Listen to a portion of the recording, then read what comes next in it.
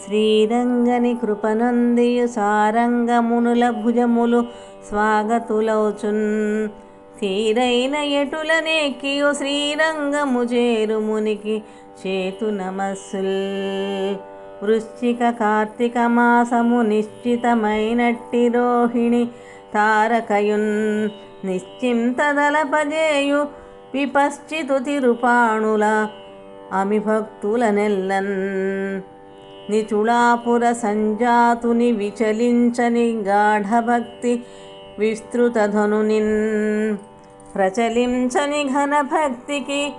అచలంచలమతి గదలంతు ప్రాంజలితోడన్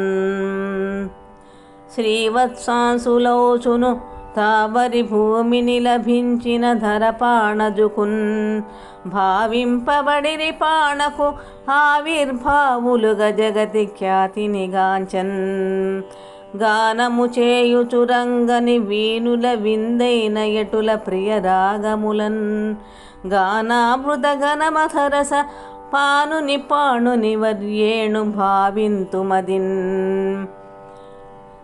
ధ్యాన సమాధిని నిల్చియు గానములోన జేయు గాయకమణినిన్ తానడుగు కులము వానని తానర్చకునకు వచింతు తన్మయుదల్తున్ మునివాహనులై మదిలో మననము గావించుగాన మాధుర్యినికిన్ వినిపించిన హరిభక్తికి ఘనకీర్తికి చేతునతులు కైమోడ్పు క్రియన్ గాయకుల సౌర్వభౌముని పాయక పాదాదికేశ పర్యంతంబున్ శ్రీయుత రంగని దల్చిన గాయక సచక్రవర్తి గాంతును సతతం అమలుని భోగీంద్రశయను విమలుండై స్తుతిని చేసి విడ్డూరముగా